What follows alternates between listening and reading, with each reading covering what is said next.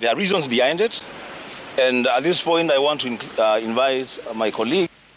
We'll start with Senator Kajwang to tell us why the senators belonging to the Azimio One Kenya Alliance have staged a walkout from the chamber. Well, thank you, Senator Wambua. As Senator Wambua has already introduced, this is the Azimio Senate Parliamentary Group. And this day we had a very important duty of taking our oaths of affirmation and thereafter ensuring that we've got the right leadership that will make Senate truly the upper house of the legislature in Kenya. We have decided not to participate in certain processes that are currently going on in that house for the following reasons. Number one, we have raised serious objections to the clerk who is acting as speaker today on the marginalization and disenfranchisement of nominated senators. As you are aware, nominated senators were gazetted only yesterday in the evening and expected to come to the Senate today to elect a speaker and a deputy speaker. Nominated senators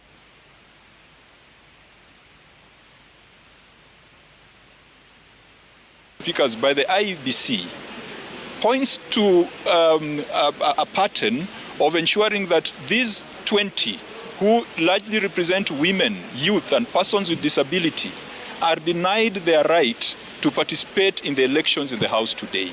We have asked the clerk to adjourn the House to allow the nominated senators to put in their applications, and the clerk has dismissed us on a technicality. And we thought that that was not fair, and we felt that all senators are equal.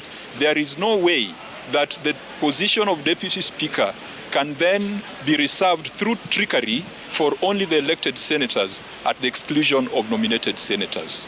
Number two, we have also raised issues around the integrity of some of the candidates who presented themselves for the position of the Speaker of the Senate.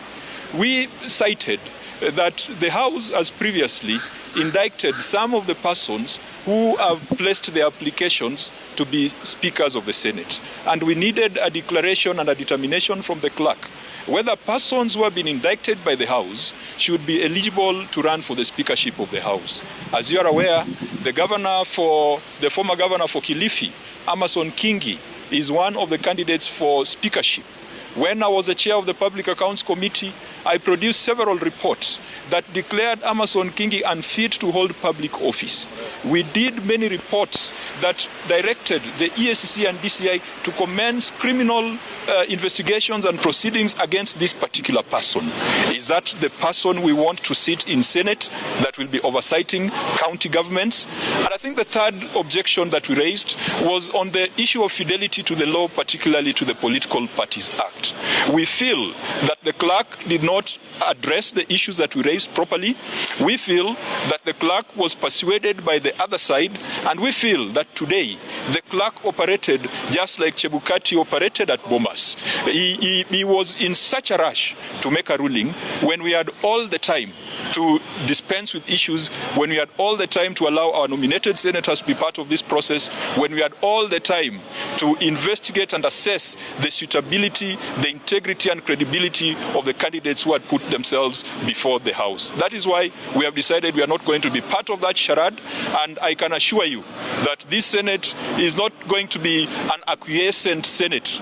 This will be a Senate that will always stand up for the right things. I want to ask the Secretary General of ODM and Senator for Nairobi just to say something. Thank you very much. Pretty much, yes, pretty much have addressed all the issues that have been canvassed, but one of the things that has also offended us badly as senators is that we are being provided with the curriculum vitae of these people at this particular, moment in time when we are supposed to actually be making that decision on who to elect as the Speaker of the Senate. The problems that have been pointed out by my senior, Okongo Mogeni, with that procedure is that even we who went through the elections had been vetted properly to ensure that we have the proper documentation and qualifications to run for the positions that we were running for. So, for instance, Senator Mogeni has asked the question, have we been supplied with the integrity documentation of these people who want to be speakers of of the assembly. Young people looking for jobs out there are even asked to produce letters of from their chiefs, letters from the EACC, letters from the police, certificates of good conduct. But here, somebody who's going to hold a very serious constitutional office cannot dare to produce a certificate from the EACC showing that he is morally fit to hold the office that he's looking for. So those are some of the objections we've raised. And even another issue on compliance with the political parties. Somebody has stated himself as a holder of a political office in a political party, a partisan position, and yet he wants to be a state officer. So we have not been given opportunity to interrogate the qualifications and suitability of some of these people presenting themselves to be speaker, and especially our strong objection to the party leader of PAA, you know, because of the questions that have been raised by Honorable Kajwang here, who was the chair of PSC. So at this particular juncture, we don't feel the necessity to sanitize a process that is already fraught with corruption. And I weep for the next 4 years of the Senate, because if this is how we are going to begin, then I can assure you that we are going to have a very difficult time, you know, in this particular Senate. Thank you very much. So it was participation, giving the other side a walkthrough with their candidates. Well, they say it is better to be defeated in honor than to lose, you know, than to win with fraud. So we will have no part of it. We know that to be a speaker who commands the respect of all the senators, you at least have to achieve the threshold of 2/3 of the members. That is what the standing orders and the constitution require.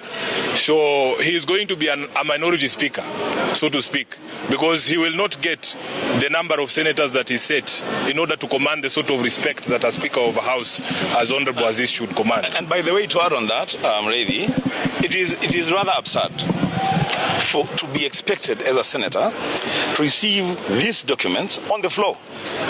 And you're supposed to read through the CVs and at the same time cast your ballot. So if midway you realize that the person that you casted the ballot for is not fit to hold office, what are you supposed to do? What's the recourse?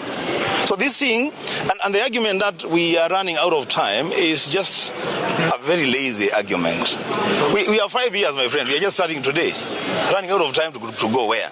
We have to get the process right, because the outcome of a process is as important as the process.